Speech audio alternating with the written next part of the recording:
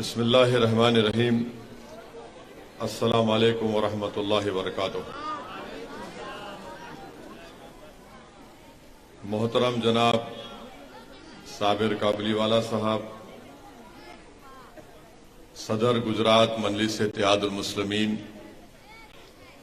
वो उम्मीदवार जमालपुर खेड़िया मजलिस इत्तेहादुल मुस्लिमीन, शेनशीन वो मंच पर बैठे हुए मोहतरम जनाब आरिफ पुंचावाला साहब, जो सदर Ahmedabad hand screen printing association के, मोहतरम जनाब जाफर हुसैन मेराज साहब, जो हैदराबाद के मजलिस इत्तेहादुल मुस्लिमीन के रुकन असम्बली एमएलए हैं, जनाब फरहान साहब, मेरे मजलिस के तमाम कॉरपोरेटर्स, मोअज़्ज़िज़ हाज़रीन इकराम, बुजुर्गान मिल्लत, मेरी इज़्ज़तदार माँ और बहनों और मेरे गयूर नौजवान साथियों, मैं आप तमाम का दिल की गहराइयों से आपका शुक्रिया अदा करता हूं कि आपने अपना कीमती वक्त निकालकर आज के इस जलसे में शिरकत की। आपका बेहद शुक्रिया। दूसरी अहम बात यह है कि आज 26 नवंबर है और आज ही के दिन 26 नवंबर 1949 में हमारे मुल्क ने जो संविधान और आईन कॉन्स्टिट्यूशन बनाया गया था, जिसको बनाने में बाबा साहब अम्बेडकर का बहुत बड़ा रोल रहा, उस आईन और संविधान को हमने अडॉप्ट किया और फिर 26 जनवरी 1950 को उस संविधान को लागू कर दिया गया। मैं ये बताना इसलिए जरूरी समझता हूं कि जब हमारे बुजुर्गों ने, बाबा साहेब अम्बेडकर ने संविधान को बनाया, भारत की आईन को, कॉन्स्टिट्यूशन को बनाया, तो उस संविधान को बनाने से पहले इस मुल्क में आवाज सिर्फ दौलतमंदों की थी या उन लोगों की थी जिनके पास जमीनात थी या फिर वो बड़े बड़े ऊंचे खानदान से उनका ताल्लुक होता था। मगर जब इस मुल्क को संविधान बन गया, उसका अडॉप्ट किया गया और फिर इसको लागू किया गया 26 जनवरी 1950 को, तो वही संविधान आपको और हमको इस बात की इजाजत देता है कि हम भारत की जमहूरियत में अपने हक के लिए लड़ें, हम भारत की जमहूरियत को मजबूत करें चुनाव लड़कर। और अगर ये संविधान ना होता तो असदुद्दीन ओवैसी हैदराबाद से निकलकर गुजरात और अहमदाबाद में आपके इस इलाके में नहीं आ सकता था। तो मेरे अजीज दोस्तों और बुजुर्गों, मेरी इज़्ज़तदार माँ और बहनों, भारत के संविधान ने आपको इस बात की इजाजत दी कि आप अपने पसंद के उम्मीदवार को अपना वोट दें और अपनी आवाज को चाहे लोकसभा हो या गुजरात की असेंबली में भिजाएं। तो ये बहुत जरूरी है कि आप अपनी आवाज को गुजरात की विधानसभा में भिजाएं। और याद रखिए मेरी इस बात को कि आप 27 साल से कांग्रेस पार्टी को वोट दे रहे हैं और सिर्फ वोट दे देकर, आपके वोट देने के बावजूद भी कांग्रेस पार्टी भाजपा को हरा नहीं पा रही है। तो मेरी आपसे दरखास्त है, गुजारिश है कि आपको अपने फैसले में तब्दीली लाना पड़ेगा। जब 27 साल से आप मुसलसल कोशिश कर रहे हैं भाजपा को हराने की, तो मेरी राय में, रुक जाइए भाई, तो मेरी राय में सिर्फ किसी पार्टी को हराने के लिए आप वोट दे रहे हैं, ये आपका फैसला जरूर है, मगर आपका फैसला कामयाब नहीं हो रहा है। क्योंकि आज ही के दिन संविधान को हमने अडॉप्ट किया। तो मेरी आपसे दबन गुजारिश है कि आप एक मर्तबा जीतने वाली पार्टी के हक में अपना वोट दीजिए और उस जीतने वाली पार्टी का नाम और उसके उम्मीदवार का नाम साबिर काबलीवाला है और मजलिस इत्तेहादुल मुस्लिमीन है।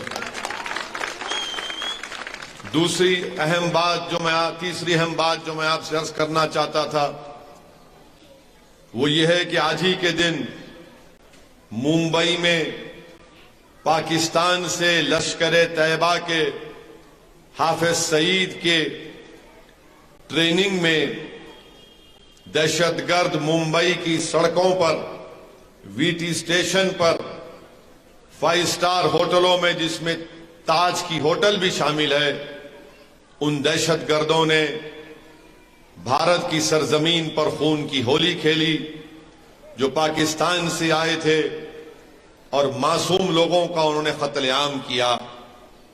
तो ये आज ही के दिन इसी वक्त शाम के वक्त में पूरे मुल्क में एक तूफान का माहौल था।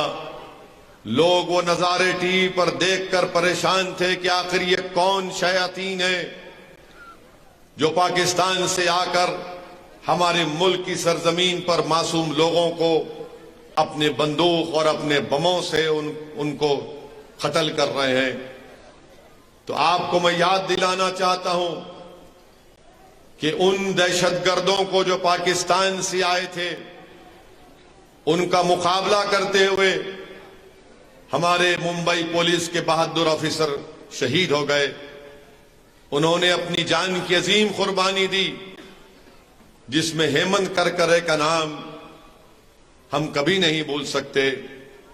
इस हेमंत करकरे ने गामा हॉस्पिटल में उन दहशतगर्दों को पकड़ने के लिए जाता है और बाद में खबर आती है कि हेमंत करकरे को उन जालिम पाकिस्तान से आए हुए दहशतगर्दों ने हेमंत करकरे की जान ले ली। और भी कई बहादुर पुलिस ऑफिसरों ने हेमंत करकरे के साथ अपनी जान को कुर्बान कर दिया इस देश के लिए। अजमल कसब को पकड़ने के लिए एक बहादुर पुलिस कांस्टेबल ने अपनी जान को कुर्बान किया और वो जालिम अजमल कसब को जिंदा पकड़ा गया। तो मैं आज यहां खड़े होकर उन तमाम बहादुरों को सलाम करता हूं जिन्होंने अपनी जान को कुर्बान किया इस देश के लिए, इस मुल्क के लिए, वतन अजीज के लिए। और पाकिस्तान से जो दहशतगर्द आए थे उन तमाम का खात्मा भी किया और एक को जिंदा पकड़ा। मैं हेमंत करकरे के साथ उन तमाम पुलिस के ओहदेदारों को जिन्होंने अपनी जान को कुर्बान किया उनको सलाम करता हूं और उनके परिवार को, उनके खानदान वालों को हम सलाम करते हैं कि उन परिवार वालों ने अपने पति को खोया, उनकी औलाद ने अपने वालिद को खोया और वो ऐसा गम है कि जिंदगी भर जो उनकी जिंदगी में एक वैक्यूम और खला पैदा हो गया वो कभी पूर्ण नहीं हो सकेगा। हम सिर्फ उनको याद कर सकते हैं और उनकी कुर्बानी को अगर हम रायगा जाने देंगे, अगर हम उनको भुला देंगे तो फिर उनकी कुर्बानी रायगा जाएगी।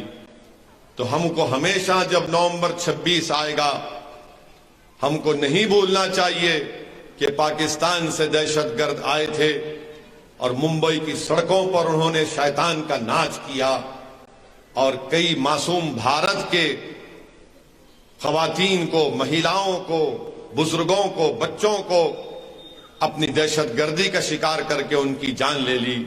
हम सलाम करते हैं हेमंत करकरे को। मेरे अजीज दोस्तों और बुजुर्गों, जब हम हेमंत करकरे को याद करते हैं तो भारतीय जनता पार्टी में, भाजपा में एक एमपी है, मध्य प्रदेश से एमपी है, वो भी महिला है। उन्होंने ये कहा कि मैंने हेमंत करकरे को शराब दिया था इसीलिए हेमंत करकरे मर गया। मैं पूछना चाहता हूं भाजपा के लोगों से, क्या हेमंत करकरे को पाकिस्तान से आए हुए दहशतगर्दों ने कत्ल नहीं किया था? तो किस बुनियाद पर भाजपा की एमपी ने उस वक्त ये बयान कैसे दिया था? क्या जुर्रत उस भाजपा की एमपी की कि वो एक मुल्क के बहादुर को जिसने दहशतगर्दों से मुकाबला करते हुए, टेररिस्ट से मुकाबला करते हुए, आतंकवादियों से मुकाबला करते हुए अपनी जान को कुर्बान कर दिया। उस हेमंत करकरे के बच्चे यतीम हो गए, उसकी बीवी बेवा हो गई, मगर भाजपा की एमपी उसने कहा कि मैंने शराब दिया था। अब आप बताइए, भाजपा जिसको पाकिस्तान के दहशतगर्दों ने मारा वह कहती है कि मैंने शराब दिया इसलिए वो मर गए। ये देशभक्ति है भाजपा की उस एमपी की। इसका फैसला आपको करना है। मगर हम हेमंत करकरे के साथ जो हमारे बहादुर पुलिस के ओहदेदार हमारी रक्षा करते हुए, देश की रक्षा करते हुए मर गए, हम कभी नहीं भूलेंगे हेमंत करकरे को। और वो अजमल कसब, हमने भारत के कानून के तहत उसको जेल में रखा, कोर्ट में केस चलाया और उसको सजा दी, उसको फांसी दी गई थी। और जब अजमल कसब को फांसी दे दी गई तो हुकूमत ने कहा कि इसको दफनाने के लिए कब्रिस्तान के लोगों से कहा कि इसको दफना दो। मैं सलाम करता हूं मुंबई के उस कब्रिस्तान के जिम्मेदारों को जिन्होंने कहा कि हम अपनी देश की सरजमीन इस जानवर को नहीं देंगे जिसने हमारे देश के लोगों की जानें ली, जो आतंकवादी है। मैं सलाम करता हूं, हमने अजमल कसब को भारत की जमीन में दफनाने नहीं दिया। आज ये हमारी देशभक्ति है, ये हमारी मोहब्बत है इस वतन से। क्यों ना हो हमको इस देश से मोहब्बत, क्योंकि इस देश को आजाद कराने में मौलाना अबुल कलाम आजाद ने जेल की सोबतों को बर्दाश्त किया। जौहर बरादरान ने अपनी जिंदगी के चैन और सुकून को बर्बाद कर दिया। एक भाई तो लंदन गए थे अंग्रेजों से बात करने के लिए और उन्होंने कहा था अंग्रेजों से कि अगर मुझे आजादी नहीं मिलेगी तो मैं भारत को जिंदा जाना पसंद नहीं करूंगा। उनका इंतकाल हो गया तो उनकी लाश को बैतुल मक़दस में दफनाया गया। क्यों ना हो हमको इस देश से मोहब्बत कि हमारे बुजुर्गों ने, अल्लामा फजले खैराबादी रहमतुल्लाह अलैह ने अंग्रेजों के खिलाफ जिहाद का फतवा दिया था और काला पानी की सजा काटी। और जब उनके बेटे ने अल्लामा फजले खैराबादी के रिहाई का आर्डर लेकर आए तो मालूम हुआ कि अल्लामा फजले खैराबादी दुनिया से चल बसे। किफायतुल्लाह काफी ने इस देश के लिए अपना सब कुछ कुर्बान कर दिया, फांसी के पर चढ़ गए। क्यों ना हो हमको इस हमारे वतन अजीज से मोहब्बत कि जहां पर हमारे उलमाओं ने, शेख महमूदुल हसन ने, हुसैन अहमद मदनी ने, इन जिम्मेदारों ने मसाइब और मुश्किलात उठाई इस देश को आजाद कराने के लिए अंग्रेजों से। इस देश के चप्पे चप्पे से हमको मोहब्बत थी और रहेगी। हम जब पैदा होते अपनी मां की कोख में 9 महीने रहकर हम इसी जमीन पर पैदा होते हैं और जब अल्लाह की तरफ से बुलावा आता है तो हम इसी जमीन में चले जाते हैं। इस मुल्क के कब्रिस्तान भारत के अल्पसंख्यक समाज के वफादारियों की निशानियां हैं। हमारे कब्रिस्तान हमारे वफादारियों की निशानियां हैं। अगर आज के उठकर कहता है, हमसे देशभक्ति की बात करता है, हमारी वफादारी पर शक करता है, तो हम उनसे ही कहेंगे कि जाओ ये कब्रिस्तानों को देखो कि हम जब पैदा हुए तो आंख खोली, हमारे कान में अजान दी गई और हमने इस देश के लिए काम किया। अब जब हम चले भी गए तो सीना तान कर इस जमीन में सो रहे हैं। मेरे अजीज दोस्तों और बुजुर्गों, फख्र करो अपने आप पर। और अगर कोई आकर आपको डराता है तो आपको डरने और घबराने की जरूरत नहीं है। भारत हमारा था, हमारा है और रहेगा। हमको कोई देशभक्ति के सर्टिफिकेट नरेंद्र मोदी, अमित शाह से लेने की जरूरत नहीं है। हमको देशभक्ति के सर्टिफिकेट कांग्रेस और कोई किसी पार्टी या लीडर से लेने की जरूरत नहीं है। ये कोई नहीं था जब हम इस मुल्क के लिए लड़ रहे थे। संविधान बना तो बाबा साहिब अम्बेडकर ने संविधान बनाया। अगर बाबा साहब नहीं होते तो संविधान नहीं बनता। यही बाबा साहिब अम्बेडकर ने संविधान बनाया और कमजोरों से कहा, मजलूमों से कहा, दलितों से कहा, आदिवासियों से कहा, अल्पसंख्यक मुसलमानों से कहा कि मैं तो संविधान बना दिया हूं, अब तुमको इस संविधान को इस्तेमाल करके अपने मुकद्दर के फैसले करना पड़ेगा। तुमको ताकतवर बनना पड़ेगा।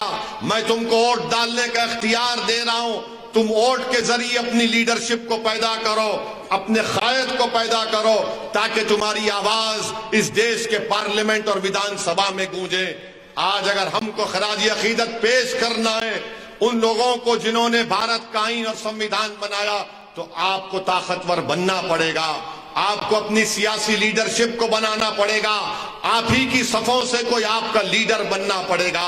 आपको इस विधानसभा से साबिर काबली वाला को गुजरात की विधानसभा में अपना एमएलए बनाकर भी जाना पड़ेगा, तभी जाकर हम मौलाना अबुल कलाम आजाद को खिराज अकीदत पेश कर सकेंगे, तभी जाकर हम बाबा साहिब अम्बेडकर को खिराज अकीदत पेश कर सकेंगे। मेरी अजीज दोस्तों और बुजुर्गों, मेरी इज्जतदार माँ और बहनों, मेरे गयूर नौजवान साथियों, ये मेरी आपसे इल्तिजा है, गुजारिश है कि आप अपने वोट का सही इस्तेमाल करें और इस आज के दिन जो संविधान दिवस के तौर पर मनाया जाता है, सिर्फ संविधान को ना देखें बल्कि संविधान में क्या लिखा गया उस पर गौर करें। और जब संविधान बन गया, लागू हो गया इस देश में, और जब पहली संविधान की किताब बनाई गई जो आज भी भारत के लोकसभा की लाइब्रेरी में मैंने कई मर्तबा उसको देखा, जो लोग आज आकर असदुद्दीन ओवैसी की वफादारी पर शक करते हैं, अरे सुनो कांग्रेस और आरएसएस और भाजपा वालों, जब उस पहली संविधान की किताब लिखी गई, उस किताब में कई बड़े बड़े लोगों की तस्वीर है, राम सीता की फोटो है, लक्ष्मण की फोटो है, उसमें गुरु नानक की फोटो है, उसमें बड़े बड़े इस मुल्क में जिन्होंने तारीख बनाई उनकी तस्वीर है, और आपको मालूम उस पहली किताब में टीपू सुल्तान की भी फोटो है, टीपू सुल्तान शहीद रहमतुल्लाह अलैह की फोटो है। लिखने वालों ने, संविधान लिखने वालों ने टीपू की फोटो डाली थी, उसमें झांसी की रानी की फोटो है। आज हमसे कहती है कि तुम वफादार नहीं हो, अरे उस किताब लिखने वालों ने टीपू की फोटो डाली। तो टीपू सुल्तान मालूम हुआ कि टीपू सुल्तान इस मुल्क से मोहब्बत करने वाला था, जिसने अंग्रेजों की गुलामी को कबूल नहीं किया और शहादत को तस्लीम किया, जिसने अपनी जान को कुर्बान कर दिया इस मुल्क को अंग्रेजों से आजादी दिलाने के लिए। उसने कहा था कि 100 साल की गुलामी से एक दिन की आजादी बेहतर है। तो पहली संविधान की किताब में शहीद टीपू सुल्तान की भी फोटो है। मैं इसलिए समझा कि इस मौके पर बोला जाए। यकीनन ये चुनाव का जलसा है, मगर अगर मैं आज के इस तारीखी दिन इन बातों को नहीं कहूंगा तो मैं अपने आप से इंसाफ नहीं कर पाऊंगा। मेरे अजीज दोस्तों, मेरे बुजुर्गों, मेरी इज्जतदार माँ और बहनों, हमने सुना साबिर भाई की तकरीर को, आपने सुना जाफर हुसैन मेराज की तकरीर को। मुझे अभी आरिफ साहब बता रहे थे कि कांग्रेस के लोग आपके महल्ले में गली कूचों में फिर फिर कर कह रहे हैं कि मजलिस को वोट देना है तो मत दो वरना भाजपा जीत जाएगी। मैं कांग्रेस के लोगों से कहना चाहूंगा कि कांग्रेसियों याद रखो, वो दिन चले गए, डराने के दिन चले गए। तुम अगर आकर ये कहोगे कि अगर मजलिस को वोट दोगे तो भाजपा आ जाएगी, तो मुझे वो डायलॉग याद आ रहा है कि सो जाओ वरना गब्बर सिंह आ जाएगा। कांग्रेसियों, ये गब्बर सिंह के बाप का नाम असदुद्दीन ओवैसी है, याद रखो। अब इंशाअल्लाह ताला तुम हमेशा के लिए सो जाओगे। तुम भाजपा का डर हमको मत दिलाओ। इस गली कूचों में माओ ने कहा, जब जाकर कांग्रेसियों ने कहा कि भाजपा आ जाएगी, तो हमारी एक ज़ईफ मां ने कहा कि चल जा, यहां से ओवैसी आएगा, ओवैसी ठहरेगा। तो कांग्रेस के लोगों से कहना चाहूंगा, प्यारे, जबान मत खुलाओ। 27 साल से तुम मोदी की चाय पी रहे हो, उसमें चाय कम है, मलाई दूध ज्यादा होती है। तुम 27 साल से मोदी की चाय दूध मलाई खा खा कर मोटे हो गए, मगर जमालपुर की जनता को तुमने गरीब बनाकर रख दिया। तुमने गुजरात की आवाम को कमजोर बनाकर रख दिया। तुम्हारी सेटिंग है मोदी के साथ, इसीलिए तो 27 साल से भाजपा जीत रही है। हम पहली मर्तबा चुनाव लड़ रहे हैं तो तुम डराने पे आ गए। अरे तुम किसको डराओगे? ये चीपावाड़ी है, किसी के बाप से डरने वाली हमारी माए नहीं है। इनकी तारीख है, जो अपने हाथों से प्रिंटिंग करते हैं, अल्लाह ने उन हाथों में, उन उंगलियों में बड़ा फन दिया है। तुम इनको मत डराओ, तुम अपनी फिक्र करो, तुम अपनी फिक्र करो, क्योंकि भारत की राजनीति से इंशाअल्लाह ताला तुम्हारा नाम मिटने जा रहा है। और 2024 जब आएगा तो कांग्रेस के 24 एमपी भी नहीं जीतेंगे। मेरी बात को याद रखना आप, मेरी वजह से नहीं, क्योंकि ये मोदी के करीब हो चुके हैं, ये आरएसएस की आइडियोलॉजी के करीब हो चुके हैं। ये और नरेंद्र मोदी ने मिलकर ये फैसला कर दिया कि भारत की सियासत से, भारत की राजनीति से अल्पसंख्यक समाज मुसलमान को गायब कर दिया जाए। और इसीलिए गायब कर दिया जा रहा है, गायब कर दिया जा रहा है, आपको कमजोर करके रख दिया जा रहा है। और आज आकर कहती है अगर साबिर को वोट देंगे भाजपा आ जाएगी। अरे साबिर को ही वोट देने से भाजपा को हरा सकेंगे इंशाअल्लाह ताला। अगर आज जमालपुर से अगर कोई बीजेपी को हरा सकता है तो उसका नाम मजलिस इत्तेहादुल मुस्लिमीन है। अगर आज किसी पार्टी का मुकाबला है जमालपुर से तो भाजपा का और मजलिस का है।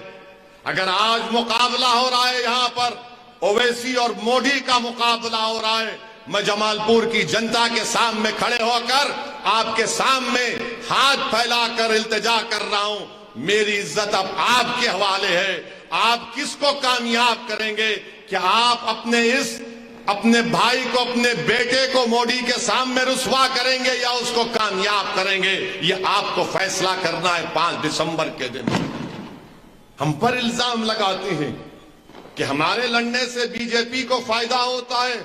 अरे हमने 13-14 सीट पर ऐलान किया था। बापू नगर में हमारे कैंडिडेट के लिए मैंने जाकर तकरीर की, इससे बड़ा मजमा था। मैंने बापू नगर की जनता से इजाजत ली और कहा कि क्या आप वादा कर रहे हैं कि आप इसको वोट डालेंगे तो मैं इसको फूल का हार पिनाऊं। उस जनता को सलाम जिन्होंने मोहब्बत से कहा कि पिनाओ ओवैसी इसको, हम इसको वोट डालेंगे। मगर किसी को नहीं मालूम था कि वो जमीर फरोश निकलेगा। वो चंद पैसों के लिए अपना जमीर बेचकर कांग्रेस की गुलामी को कबूल कर लिया और वहां पर उनकी गोद में बैठ गया। अब 13 कैंडिडेट हैं तो गुजरात में 182 कैंडिडेट में 13 मजलिस लड़ रही है। कितने बाकी है? कितने बाकी है? अरे चीपा बरादरी का तो हिसाब दिमाग में ऐसा चलता है सब चीज में, बोलो 169 बाकी है। अरे कांग्रेसियों 169 जीत जाओ, सरकार बना लो, मामला खत्म। चलो 13 पे अगर बात हो गई मान लेता हूं, जो नहीं होगी कभी नहीं होगी, मगर चलो 169 जीतो ना, नहीं साबिर के पीछे पड़ेंगे, साबिर के पीछे पड़ेंगे। अरे साबिर की उम्र हो गई यार, साबिर की दरियाफ्ती क्यों कर रहे तुम अभी? साबिर भाई माशाल्लाह से उनके बेटों की शादी हो गई, उनकी दरियाफ्ती। साबिर साबिर साबिर, याद रखो ये साबिर भी है। और जब साबिर पलटेगा तो तुमको मालूम होगा इसका और एक रंग भी है। साबिर के पीछे 169 है, लड़ो ना। अच्छा इनका नेता कहां है? कांग्रेस का नेता जो आजकल बाबा बने हुए हैं। जंग गुजरात में हो रही है ना, इसीलिए मैं आपके गली कूचों में फिर रहा हूं, आपको वोट देने की अपील कर रहा हूं, आपकी मां और बहनों से मिल रहा हूं, आपको बता रहा हूं कि यहां से भाजपा की कामयाबी करो कि ये मजलिस को वोट दीजिए। यहां फिर रहा हूं, मैं गलियों में हूं। कभी यहां हूं तो कल परसों सूरत जाऊंगा, फिर मुख्तलिफ जगह पर जाऊं। मगर इनका नेता कहां है? मध्य प्रदेश में पैदल चल रहा है रोड पर। अरे कांग्रेसियों से उसको तो पकड़ के लाओ। चुनाव यहां हो रहा है, जंग का मैदान ये है, वो प्यारा पैदल चल रहा है। अब आप बताइए, ये क्या सीरियस है इलेक्शन में? सीरियस इलेक्शन में कौन मिला हुआ है? फिर किसकी सेटिंग हो गई? अच्छा, दूसरी बात, इनका नेता जो आजकल पैदल फिर रहा है पूरे भारत में, अमेठी की सीट क्यों हार गया? अपने आबो अजदाद की सीट, पूर्वजों की सीट हार गया। स्मृति ईरानी, वो भी गुजरात से राज्यसभा की एमपी थी, उनके खिलाफ हार गया। मैं नहीं लड़ा, मजलिस नहीं थी, कैसे हार गए तुम? बताओ कांग्रेसियों, कैसे तुम्हारा हीरो हार गया? वो नहीं बोलेंगे। भारत में 2019 के लोकसभा के चुनाव में गुजरात में जितनी पार्लियामेंट की सीटें हैं 14 में और 19 में पूरी भाजपा जीत गई। तुम एक सीट नहीं जीते। मैं था यहां पर, नहीं था। कैसे जीत गई भाजपा? तुमने सेटिंग कर ली थी मोदी से। मध्य प्रदेश, राजस्थान, छत्तीसगढ़ में 65 लोकसभा की सीट है, 3 जीतती है कांग्रेस पार्टी। मैं नहीं लड़ा मध्य प्रदेश, छत्तीसगढ़, राजस्थान। हम हैदराबाद लड़े, लाखों सलाम हैदराबाद की आवाम को, उन्होंने भाजपा को हराया। औरंगाबाद से इम्तियाज जलील हमारे एमपी हैं। 21 साल के भाजपा शिवसेना के एमपी को इम्तियाज जलील, मजलिस इत्तेहादुल मुस्लिमीन और औरंगाबाद की गयूर अवाम ने, हिंदू, मुसलमान, दलित, सिख सब मिलकर इम्तियाज को कामयाब किए। 21 साल का भाजपा शिवसेना का एमपी हार गया। तीसरी सीट लड़े बिहार में किशनगंज, 3 लाख वोट मजलिस, 3,25,000 नीतीश कुमार की पार्टी और 3,50,000 कांग्रेस का। एक ही एमपी बिहार में जीता, एक एमपी मजलिस लड़ी, भाजपा नहीं जीती। बोलो ये झूठ है क्या? उत्तर प्रदेश में 400 सीट पर कांग्रेस लड़कर 2 जीतती है। बताओ फिर तुम्हारी वजह से भाजपा जीत रही है, मगर इनको सिर्फ खौफ किससे? ओवैसी से खौफ। क्यों खौफ है बता रहा हूं। मुझसे खौफ नहीं है, मेरी जात से नहीं है, आपसे खौफ है कि अगर एक बार ये लोगों, इन जनता को, इस आवाम को अपनी ताकत का अंदाजा हो जाएगा, एक बार ये जाग जाएंगे, एक बार इनको अपनी पसीने की कीमत मालूम हो जाएगी, एक बार अगर उनको अपने आंसुओं की अहमियत जान जाएंगे, तो फिर हमेशा के लिए कांग्रेस खत्म हो जाएगी। इसीलिए इल्जाम लगाते हैं मुझ पर, इसीलिए मुझ पर इल्जाम लगाते हैं। मुझे कोई परवाह नहीं, इल्जाम लगाओ, क्योंकि जो सच्चाई के रास्ते पर चलते हैं, रब्बे करीम ने फरमा दिया, वो जालिमों के, झूठों के इल्जाम की परवाह नहीं करते। तुम लगाओ इल्जाम, मुझे परवाह नहीं, मगर आपको बाखबर कर रहा हूं, मैं जब तक जिंदा रहूंगा गुजरात को आया हूं, आता रहूंगा। मैं आपसे वादा कर रहा हूं, मैं हमेशा गुजरात को आता रहूंगा। बल्कि मैं आपके दरमियान में खड़े होकर कह रहा हूं, जमालपुर से आप साबिर को कामयाब करिए। साबिर नाम का एमएलए होगा, असल एमएलए असदुद्दीन ओवैसी होगा जमालपुर का। मैं जिम्मेदारी लेता हूं जमालपुर की विकास की, यहां के डेवलपमेंट के काम की, यहां के एक एक आदमी के काम की। और साबिर भाई जानते हैं कि असदुद्दीन ओवैसी अगर किसी के पीछे पड़ जाता है, साबिर भाई देख चुके हैं पिछले 1.5-2 महीने से मैं कैसा पीछे पड़ता हूं लोगों के। मैं आपसे वादा कर रहा हूं, जिम्मेदारी मेरी होगी। एक मर्तबा आप इस दीवाने पर यकीन करिए। कब तक आप कांग्रेस को वोट डालेंगे? 27 साल से आप डाल रहे हैं, क्या हासिल हुआ आपको? कुछ हासिल नहीं हुआ आपको मेरी इज्जतदार मां और बहनों। साबिर काबुलीवाला तो आपका है, आपका बेटा है, आपका भाई है। साबिर काबुलीवाला को आप ही ने कामयाब किया था, अब दोबारा आपको कामयाब करना है।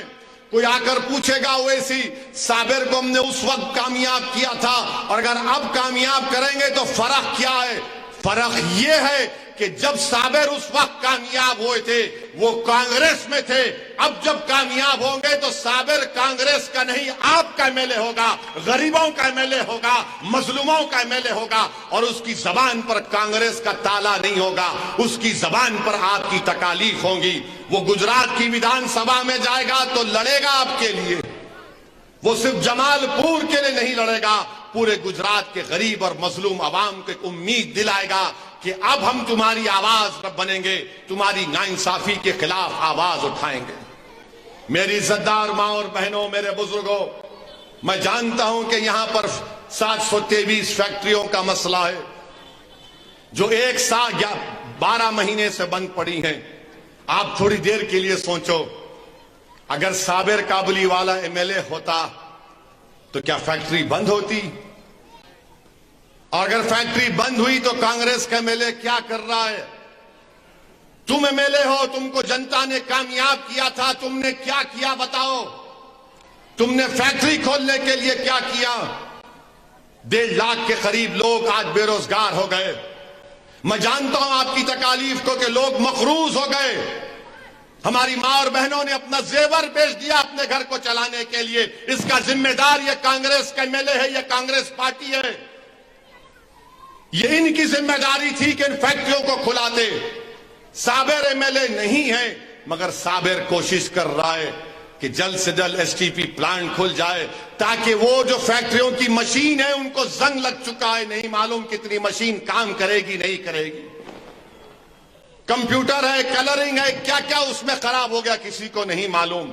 मैं आप तमाम से वादा कर रहा हूं, आप इंशाअल्लाह ताला ये फैक्ट्रियां खुलाने का मसला कोई सियासी मसला नहीं है, यह आपकी जिंदगी का मसला है। और जल्द से जल्द इंशाअल्लाह ताला असदुद्दीन ओवैसी आपसे वादा कर रहा है कि जल्द से जल्द इंशाअल्लाह ताला उन फैक्ट्रियों को हम खुलाएंगे इंशाअल्लाह ताला। आप यकीन करिए मेरी इस बात का, मैं तारीख नहीं दूंगा क्योंकि आप बोलेंगे ओवैसी तुमने तारीख दी और फिर कुछ नहीं हुआ। मैं आपको यकीन दिला रहा हूं, तयक़ुन दे रहा हूं, वादा कर रहा हूं कि जल्द से जल्द वो फैक्ट्रियां चालू होंगी। वो एसटीपी का प्लांट जो 35 MLD पर है वो इंशाअल्लाह जल्द से जल्द शुरू होगा ताकि वो पानी जो निकलेगा फैक्ट्रियों से एसटीपी में जाएगा, साफ होगा और आपकी फैक्ट्रियां चालू होंगी इंशाअल्लाह ताला। और जब तुम्हारी फैक्ट्री चालू होगी मैं तुम्हारी फैक्ट्री में आकर तुम्हारे हाथ से मिठाई खाऊंगा इंशाअल्लाह ताला। मैं आपसे वादा कर रहा हूं। मेरे अजीज दोस्तों और बुजुर्गों, ये जमालपुर में हम देखते हैं स्कूल नहीं है। मैं दौरा किया हूं बहरामपुरा वार्ड में, आज आप यहां पर आपके इलाके में दौरा किया हूं। यहां पर चलने के लिए रोड तो छोड़िए, पत्थर भी हिलते हैं, यहां पर पत्थर भी हिलते हैं। ये कांग्रेसियों को दिखता नहीं है पत्थर हिल रहे, मगर बोलेंगे ओवैसी को वोट मत दो भाजपा आ जाएगी। अरे वो पत्थर तो सही करा सकता था। नहीं, वो गाना याद आ रहा है कि कोई पत्थर से ना मारे मेरे दीवाने को। अरे पत्थर हिल रहे हैं। हमारे घर की माए बोल रहे देख के रहो पत्थर हिलता है इधर।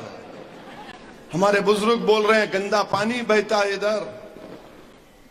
मगर जब वो साबिर भाई को देखते हैं, उनके चेहरों पर जो मैंने इत्मीनान देखा और जो मुस्कुराहट बुजुर्गों पर देखा मैंने, मुझे यकीन है कि 5 तारीख को आप मुत्तहिदा तौर पर अपने के कोर्ट का सही इस्तेमाल करेंगे। आप साबिर भाई को यहां से अपना एमएलए बनाइए। मैं आपसे वादा कर रहा हूं जमालपुर की जिम्मेदारी मेरी होगी। साबिर ने वादा किया कि बच्चों को स्कूल में पढ़ाएंगे, स्कूल का इंतजाम कराएंगे। मैं कराऊंगा साबिर भाई से, लड़कर इनसे पैसे लेकर उन बच्चों के लिए स्कूल का इंतजाम कराऊंगा मैं। साबिर भाई ने कहा कि जमालपुर में डिस्पेंसरी बनाई जाएगी, बनेगी डिस्पेंसरी इंशाअल्लाह ताला, ताकि आपको फायदा हो सके। मुझे मालूम है मुश्ताक ने मुझसे कहा कि चीपा बरादरी को ओबीसी का रिजर्वेशन भी मिलना चाहिए। मैं आपसे एक चीज का वादा कर रहा हूं, चुनाव हो जाने दीजिए, उसके बाद मैं एक्सपर्ट्स को लाकर एक रिपोर्ट बनाऊंगा आप लोगों के बारे में जो बताएगा कि आपका समाजी मौक़िफ़ क्या है, इक़्तिसादी मौक़िफ़ क्या है, तालीमी मौक़िफ़ क्या है, गुर्बत कितनी है, कौन कितने घर में कितने लोग रहते हैं, ये सब रिपोर्ट बनाकर हम गुजरात की सरकार के पास, बीसी कमीशन के पास जाएंगे। ये हमारी बर्बादी की दास्तान है। इंसाफ करो। मैं आपसे वादा कर रहा हूं, वह काम करूंगा मैं। आप मुझे मौका दीजिए आपकी खिदमत करने का। ये बहुत से लोग बहुत सी बातें करते हैं आकर, मगर जब चुनाव हो जाता गायब हो जाते हैं। जब कोविड में आप परेशान थे ऑक्सीजन के लिए, आप परेशान थे कि कोई आकर आपको पूछे कहां था यह कांग्रेस का एमएलए, बताइए आप। वो नहीं, गायब हो गया था। कोविड में अगर कोई अपनी जान को खतरे में डालकर गरीबों की उन फिक्र को, अपनी तकलीफ और उनकी तकलीफ को अपने सीने में महसूस कर रहा था, तो उसका नाम साबिर काबुलीवाला था। वो आपके दरमियान में था, वो नजर आ रहा था। बल्कि ना सिर्फ आपके लिए, बल्कि कोई उत्तर प्रदेश बिहार से जो मजदूर आए उनको साबिर भाई ने अपने अपने वतन को, उनके गांव को वापस भिजाने का इंतजाम किया था। हाँ, मैं ये मानता हूं कि साबिर काबुलीवाला इंसान है, मैं भी इंसान हूं। अगर किसी को साबिर काबुलीवाला से तकलीफ हुई तो मैं आपसे माफी चाहता हूं, मैं आपसे माफी चाहता हूं। आप खुदा के लिए इन चीजों को अपने दिलों से निकालिए। हमको अपने मकसद में कामयाब होना है, आपको अपने मकसद में कामयाब होना है, आपको अपनी लीडरशिप को बनाना है, आपको अपने सच्चे नुमाइंदे को बनाना है, आपको ऐसे आदमी को एमएलए बनाना है जो जमालपुर और चिपावाड़ी की आवाज को गुजरात की विधानसभा में जब पुकारेगा तो उसकी गूंज आपके घरों में सुनाई देगी, उसकी गूंज गुजरात के कोने कोने में सुनाई देगी। तो मेरे अजीज दोस्तों और बुजुर्गों, मेरी आपसे दमन गुजारिश है कि मुत्तहिदा अपने वोट का इस्तेमाल करिए, मुत्तहिदा अपने वोट का इस्तेमाल करिए। मेरी बात का यकीन करिए, मुकाबला साबिर का और भाजपा का है। कांग्रेस दूर दूर तक मैदान में नहीं है। यह और बात है कि जिंदाबाद के नारे लगा रहे हैं, वो कभी पोस्टर लगा रहे हैं, मगर आप भी साहिब शऊर हैं। अल्लाह ने आपको दिमाग दिया है, आप भी देख रहे हैं कि मुकाबला किससे हो रहा है। और भाजपा हो या कांग्रेस हो या दिल्ली की छोटी रिचार्ज हो, ये सब नहीं चाहते कि आपकी लीडरशिप बने, गरीबों की, मजलूमों की आवाज गुजरात के विधानसभा में जाए। मैं आपसे वादा कर रहा हूं, 5 साल के लिए मजलिस को वोट दीजिए। और आप जानते हैं कि हमारे कॉरपोरेटर्स को आपने कामयाब किया, मैं आपको सलाम करता हूं। स्विमिंग पूल की रिनोवेशन का काम चल रहा है। रायकव जिम में नया जिम का इक्विपमेंट लगने वाला है।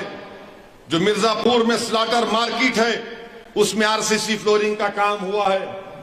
और उसका जो हज हाउस है उसका बिल्डिंग यूज परमिशन भी हमारे कॉरपोरेटर से लाके दिया।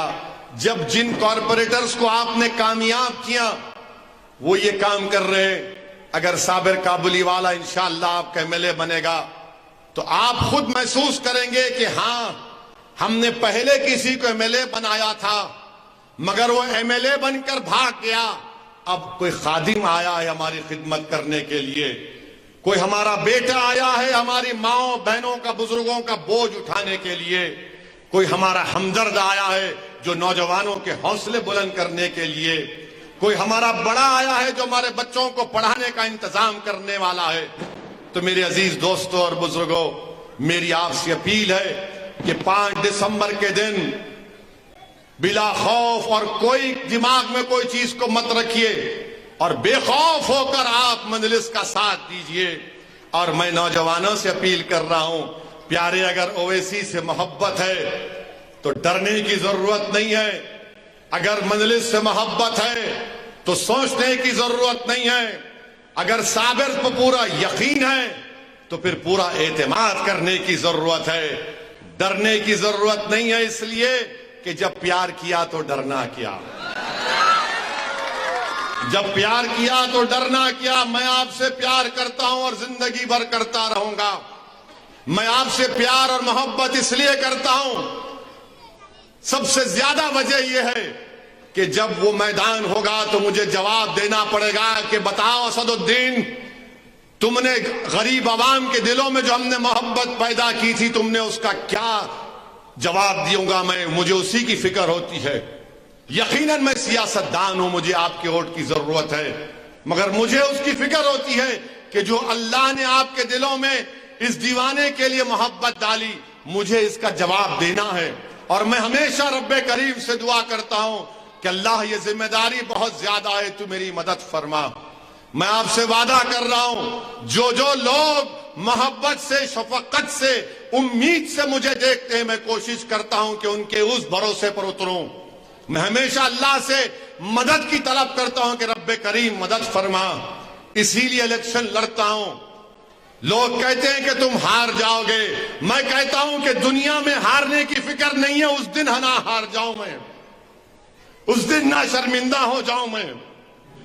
दुनिया की हार कोई हारेगा जीतेगा अलग बात है, मगर हमको जो मोहब्बत अल्लाह ने आपके दिलों में डाली, मुझे डर उस दिन का होता है कि कल हम सब क्या जवाब देंगे। इसीलिए मेरे अजीज दोस्तों, हम कोशिश करते हैं कि उस मोहब्बत का सिला सही दें। इसीलिए हम भारत की पार्लियामेंट में अकेले खड़े होकर भाजपा के 300 एमपीओं के सामने खुलकर सच्चाई को बयान करते हैं। भाजपा के लोग, कांग्रेस के लोग पूछते हैं कि ओवैसी तुझे डर नहीं होता? मैं कहता हूं कि मुझे डर नहीं होता इंसानों से, मुझे डर होता है इंसानों के खालिक से। इसीलिए मैं सच्चाई को बयान करने की कोशिश करता हूं। मेरी इज्जतदार मां और बहनों, मैं आपसे कह रहा हूं, ये लड़ाई में आपको अपना हक अदा करना है।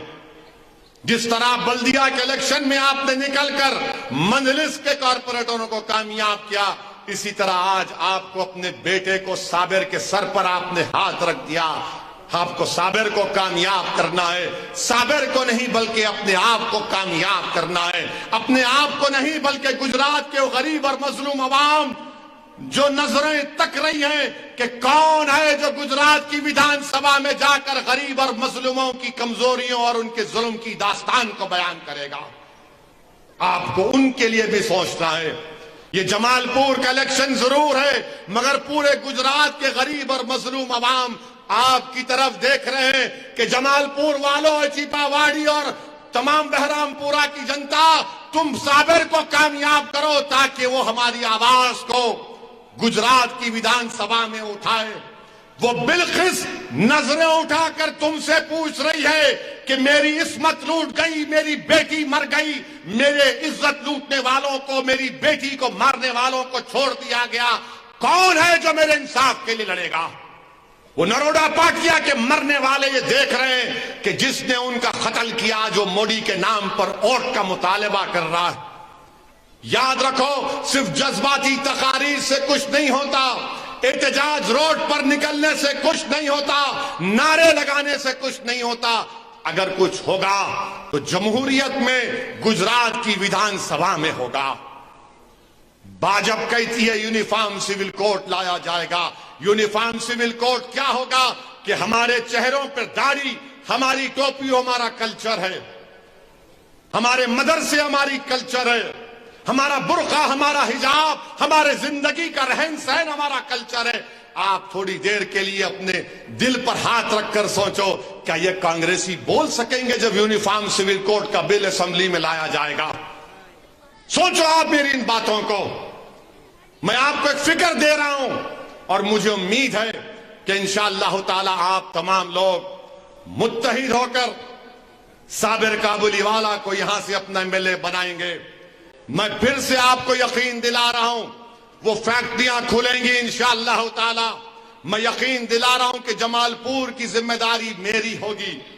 मैं आज आपके घर पर आकर दस्तक दिया हूं, मैं आज आपके घर की दहलीज पर आकर आपसे अपील किया हूं कि मंजलिस को वोट दो।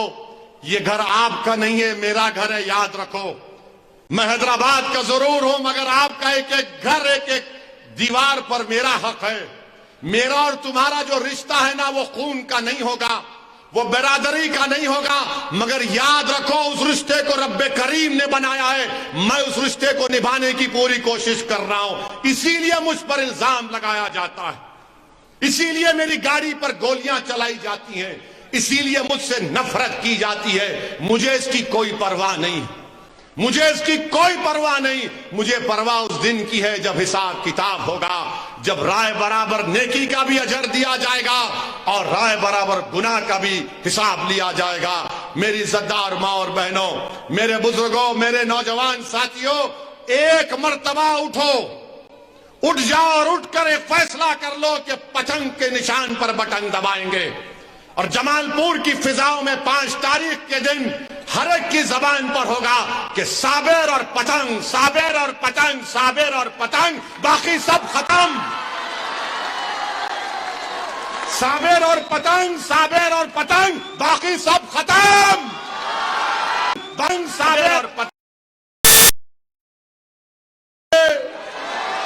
5 तारीख को पतंग पर बटन दबाएंगे।